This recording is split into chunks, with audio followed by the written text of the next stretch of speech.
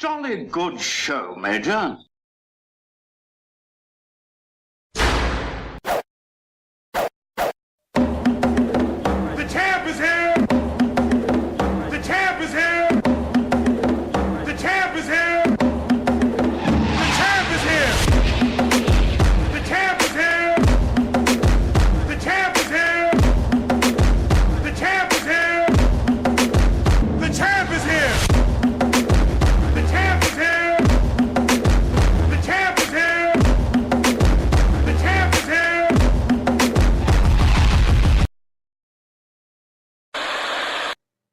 What's going on, TTC? New Rob Report. Well, it's early Monday afternoon. I decided to go ahead and do my my Week 7 wrap up now instead of waiting until tonight or tomorrow after the Monday night game, because the Monday night game is between Pittsburgh and Houston or something like that. And who cares about Pittsburgh and Houston? I'm not worried about them. The outcome of that game means very little to me. But just wrapping up. Yesterday's games, getting back to the Seahawks. Yesterday was actually, really a tale of two halves. We played, it was almost a night and day difference, the first half and the second half. And I'm seeing a lot of talk about, how good they actually played in the second half and how they were able to turn it around. And part of me signs on for that, and then part of me doesn't.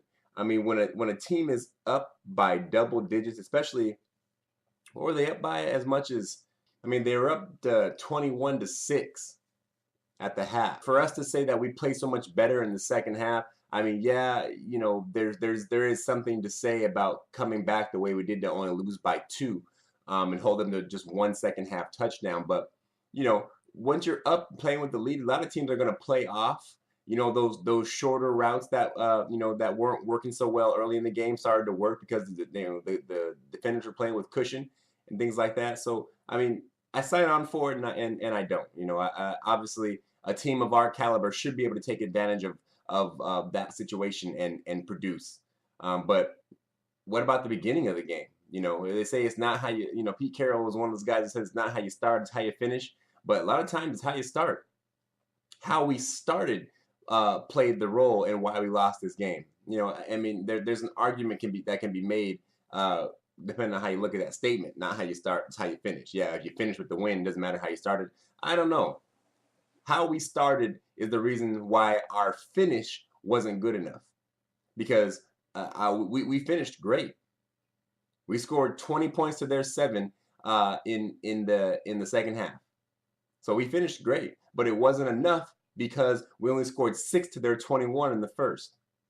Simple math, If we had scored 2 more points in the first half, then our finish would have finished tied with them, Or if we had got 1 more field goal in the first half, then our finish would have got us the win. So it's not how you start, it's how you finish. Whatever. I get what the statement means, but case in point, doesn't always work out that way. A couple of bright spots, definitely Robert Turbin doing pretty well at the fullback position. Derek Coleman has got a broken foot. He broke his foot during pregame warmups. That sucks. So who knows how long he's gonna be gone. So Turbo looks like he's taking on the fullback spot now, apparently, which means that Christine Michael is probably going to get the spell work for Marshawn Lynch. And actually, Turbin playing fullback, that might open up a couple of, might open up some opportunity for us to run some, two halfback sets where the ball can be handed up, up to, give the up handoff to Turbin versus the back, the tailback handoff to the Marshawn Lynch. So that might make it, running two running backs in the backfield, maybe out of the shotgun. Both Turbin and Marshawn have big playability.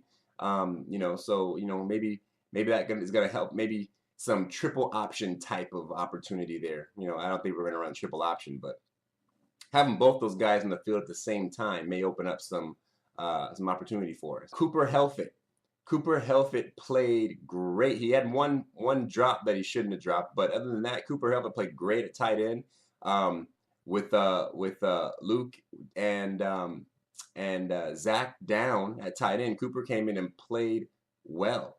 Cooper made some great plays. I was kind of on the fence on Cooper Helford, seeing him up till yesterday. But Cooper Helford looks like if he can play like that consistently, keep him on the field. Maybe our two tight end set should be Miller and Helford instead of Miller and Wilson. I like Wilson as well, but Cooper played his tail off yesterday, and I appreciate him for that. Russell Wilson, over 300 yards passing and over 100 yards rushing. First time any quarterback has ever done that. That was great. It would have been great for all these things to happen and a win come along with that. Especially it would have been a great win to come from behind the way we did.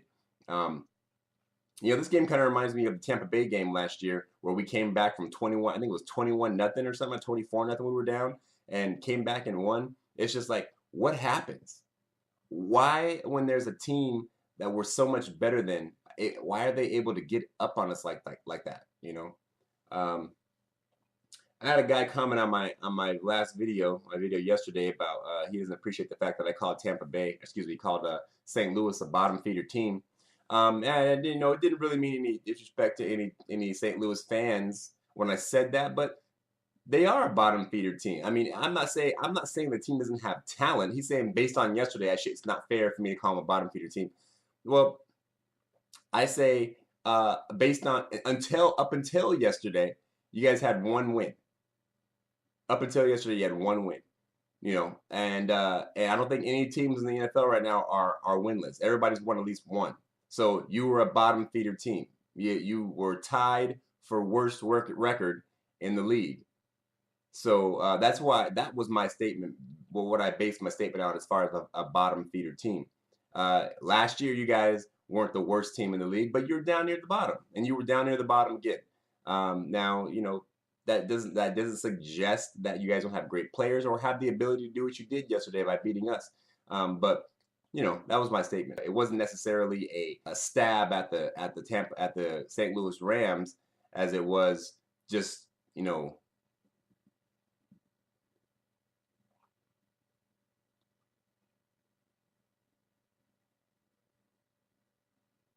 as it was just a visual comparison. It's just a comparison to the rest of the league as far as record is going. A lot of work to do. Pre-snap penalties again killed us. Pre-snap penalties and holding penalties period on offense killed us. We're doing. I'm actually proud to say that the Seattle rule has affected Seattle probably the least of any team in the football in the National Football League. The holdings and all that kind of stuff. We've probably been called less than any team on that, and they put that rule in just to get rid of us. So that's cool. However, we're doing so good at not getting called for it. It looks like we're giving up a lot of stuff down the field. The pass rush is not getting there. Defense needs some work. I don't know which is which. Are we not getting the sacks because the receivers are open, or are the receivers open because we're not getting the sacks? Which one is it? What's your guys' opinion? The pre-snap penalties on offense, offensive penalties in general, they're killing us. They are killing us.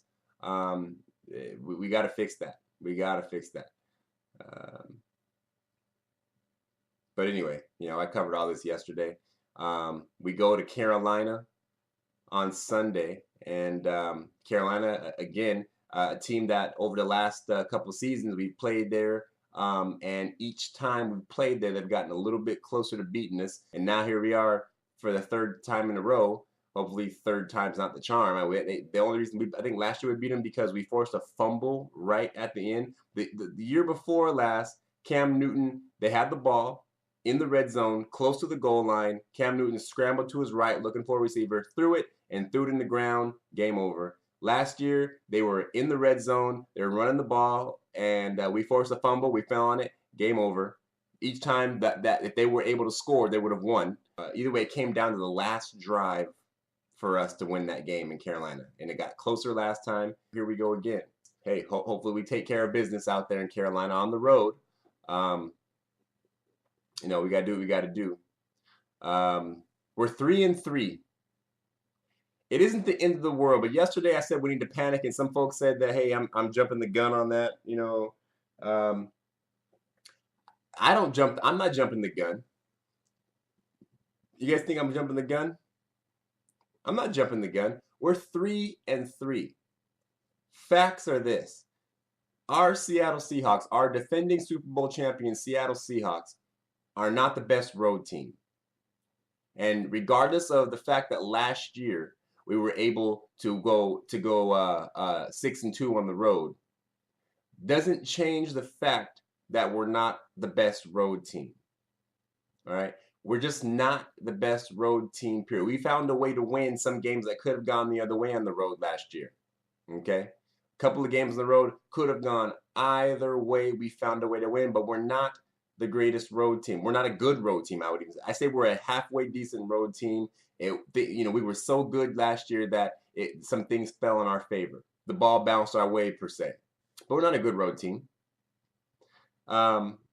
We've already lost as many games than our complete and total, loss total from last year. We still have our entire division to play. Frisco, Arizona, St. Louis again later. We have a lot of big games to play against teams that know how to beat us, and we're not playing very well. We've already lost 3 games and already lost 1 at home. If anything, Seattle has to win at home. We've already lost 1 at home. We've lost 3 games. If we lose 2 more games, I said it already in one of my previous videos, if we lose 2 more games, shit gets real. And we have a tough second half of the season. We got Carolina and Oakland as a way for us to get to 5-3. We have to be 5-3 after the Oakland game. There's just, otherwise, we're in a bad way. Because then we go, I'm sure you guys already know, we go Kansas City, Arizona, Frisco, Philly, Frisco, Arizona, and then St. Louis again. Now, considering the fact that we already lost to the Chargers, Cowboys, and Rams, which one of those games that I just named off are you absolutely confident that we can go in and just win? Absolutely, and I mean absolutely confident. Don't get it twisted. I'm not losing faith in my team. I'm just saying the time has come for shit to get serious. No more walking around. I've been walking around like, ha, Seahawks got this. Look, you little Rams are gonna come and try to play us. Oh, you little Chargers are gonna come play us. Oh, you little Cowboys. Come on. I'm like, every time somebody tries to talk about my Seahawks, my mindset was, that's my mindset. Yeah, I'm not like that no more. Not losing faith in my team. I'm just saying, hey, you know what? Now I'm going back to how I was, last season, early last season when it was like, man, we can do this, we gotta do that. It's more serious now. It's been fun and games over the last few months. It's been all fun and games. It ain't fun and games no more. It ain't fun and games no more. You know what? Even my video making has changed since we've been doing what we're doing. My videos have been a lot more, it's not fun and games no more. That shit is getting real. We're 3-3, and we got a lot of games in front of us that apparently could go either way. And if we lose 2, if we end up 11-5, who knows if we make the playoffs? 10-6, who knows?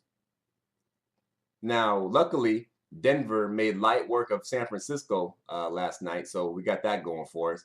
Frisco seems to be just as suspect as we are. If we go ahead and concede that Arizona is going to keep up what they've been doing, then the battle, just as it has been, is still between Seattle and San Francisco. But this year, it seems like it might be for a wild card spot instead of first round bye. I have a Carolina Hate Week video coming up. Unfortunately, our boy The Voice has been out. And so he's not going to be doing too much. I don't think he's going to make a video. I don't think he's been making any videos. So I'm going to get my Hate Week video up within the next day or two. And come on, Seahawks, 12th man. Hey, we're not losing faith, but shit's getting real. It's time to get serious. I think with this Percy Harvin thing blowing over this next week, we're getting back to business. If the second half of the Rams game is any sign of what we have to come, then we'll be all right. If the first half is going to continue, if the first half of the Rams game is this type of shit that's going to continue, then we got big problems. So that's all we got. Fuck the 49ers. Go Hawks.